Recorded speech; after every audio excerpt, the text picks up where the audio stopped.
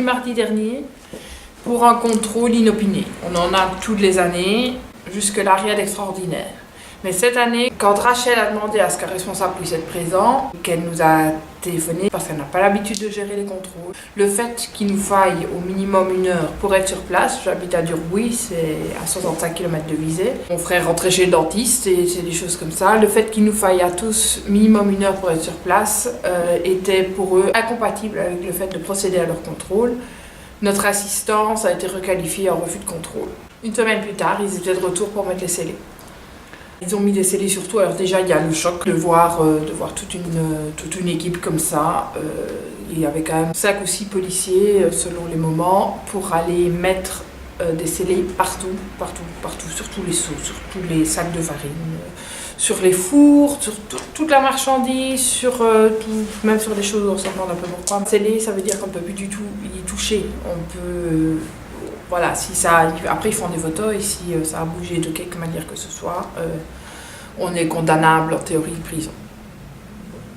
Donc pour nous, c'est totalement impossible de travailler, de produire, de faire quoi que ce soit dans la boulangerie jusqu'à ce qu'on ait soit de récupérer un agrément. Ça prend 30 jours pour ouvrir le dossier, donc on n'en sait rien en fait combien de temps ça prendra et on peut être assez bien sûr qu'ils vont en profiter pour nous demander toutes sortes de travaux qu'ils ne pouvaient pas demander tant qu'on était les mêmes qu'il y a 10 ans.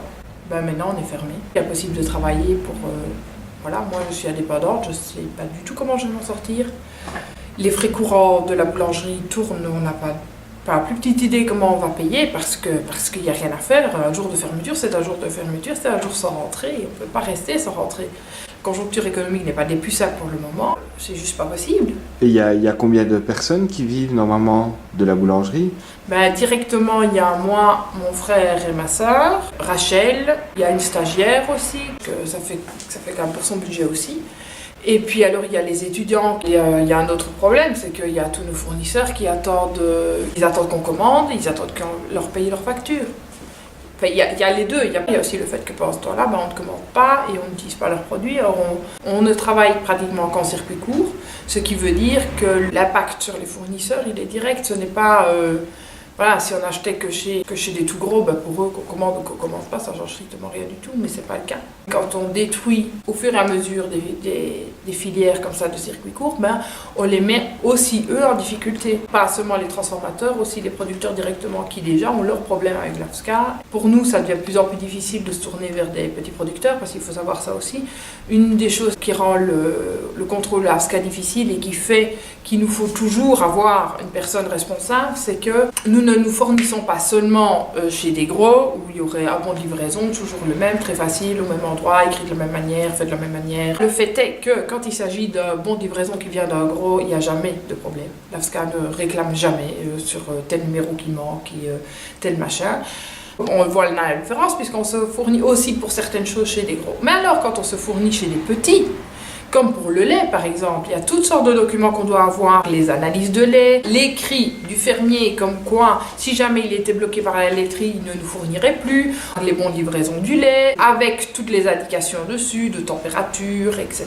Et on peut en prendre maximum 100 à la fois. Enfin, il y a plein de petits freins, chacun à leur tour ne paraissent pas beaucoup, mais qui font que le simple fait de se fournir est un immense travail administratif. C'est ce que vient vérifier l'AFSCA. S'il n'y a aucun d'entre nous, voilà, là, elles ont circulé sans nous avant que ça ne tourne mal, et en voyant des œufs qui n'étaient pas dans des paquets de grande surface, c'était forcément des œufs sans traçabilité, bien qu'ayant un poisson. Mais ils ont une traçabilité. Le bon de livraison, il est de la farde, de traçabilité. Et ben voilà, ils n'ont même pas demandé à Rachel. Elles ont tout de suite mis dans leur contrôle, eux, sans traçabilité. Déjà que c'est un travail de dingue au niveau paperasserie. En plus, ces dames étaient de mauvaise composition. Il faut toujours qu'on prouve. Alors, il y a des contrôleurs qui vont simplement prendre toute la liste et vont trouver que toute la liste est applicable. Bon, ça, c'est pas toujours facile, on a un petit producteur.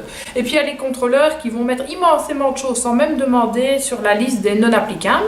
Et puis, il y a certaines choses sur lesquelles, eux, ils sont intransigeants. Ça doit être applicable, même si ça demanderait une beaucoup plus grosse structure. Une des choses qui est chez nous systématiquement soit non applicable, soit non conformité, selon le contrôleur, c'est le fait d'écrire des feuilles de fabrication en consignant le numéro de lot de chaque produit qu'on utilise ce jour-là pour cette production-là. C'est pas possible. On est une toute petite boulangerie. Et si pour chaque pain que je fais mes fabrications de pain, c'est par sorte, entre 5 à 10 pains. Si pour chaque 5 à 10 pains que je fais, je dois noter le numéro de l'eau, de la farine, de la levure et du sel, à un moment donné, ça ne sert plus à rien que je le fasse. J'ai pas le temps. Je suis occupée à remplir des papiers. Pour chaque quiche que je dois faire, je devrais remplir le numéro de l'eau, des œufs, du lait, du beurre, de la farine, les différents légumes. Je fais rarement une quiche à un légume, l'eau, du sel, du poivre, des herbes, etc. Je peux continuer comme ça, la liste est longue. De produits tout à fait naturels qui rentrent dans mes quiches pour qu'elles soient goûteuses. Et chaque fois, j'ai le droit de tout renoter. C'est pas possible, je ne le fais pas. J'ai là, en tout cas, soit une non-conformité, soit non applicable. Parce qu'effectivement, c'est non applicable, tout va bien. Quand c'est une non-conformité, ça rend tout de suite les choses beaucoup plus difficiles. On a aussi des clients professionnels qui attendent notre marchandise. Je ne sais pas comment ça va se passer à la réouverture. On ne sait jamais trop. Il y a des gens qui nous comprennent et qui nous font confiance depuis des années et qui vont certainement continuer à travailler avec nous. Et puis il y a d'autres autres, si jamais on peut rouvrir. Et puis il y en a d'autres, on ne sait pas. On ne sait pas. On ne sait pas l'impact que ça a. Ça ne fait jamais bon effet de téléphoner à quelqu'un, à un client pour lui dire ben voilà, votre marchandise demain, vous ne l'aurez pas. Et quand est-ce que vous la aurez? On ne sait pas. Ça fait pas très... Et elle est saisie par l'AFSCA, comme ça, il y a la palme. Ça fait pas très sérieux, voilà. Mais s'ils ont fermé, il y a un danger pour le consommateur. Ils nous ont autorisé à continuer à vendre le stock, donc tout ce qui était déjà fabriqué au moment où ils sont venus poser les scellés. Ça signifie qu'il n'y a pas de danger sanitaire. Il n'y a jamais eu de danger sanitaire. C'est pour ça qu'on peut continuer à vendre le stock. Bon, maintenant, je ne vais pas rester ouverte pour vendre 58 kilos. Enfin, après 3 jours, j'ai plus rien. 58 kilos. Mais bon, voilà. Je vais aller distribuer sur la rue. Ah non, j'ai plus d'autorisation. Plus rien. Émotionnellement, c'est un choc. Il n'y a rien à faire. C'est absolument choquant quand tout d'un coup, ce dont vous vivez, ce dont vous dépendez, ce que vous avez construit est mis par terre aussi rapidement. Ça, c'est un des points de vue. L'autre point de vue, c'est l'effet que ça fait. C'est un petit peu comme si un contrôleur rentrait dans votre garage, venait fouiller dans votre boîte à gants, n'y trouvait pas la carte verte et disait vous êtes en défaut d'assurance et vous mettez une grosse amende et vous confisquez la voiture. Vous n'avez qu'à repasser le permis.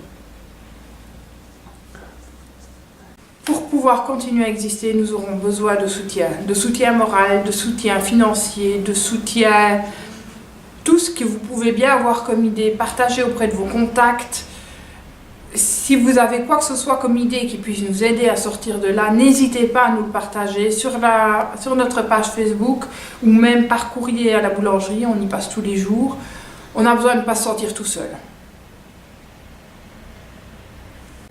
Merci beaucoup d'avoir consacré quelques minutes à m'écouter.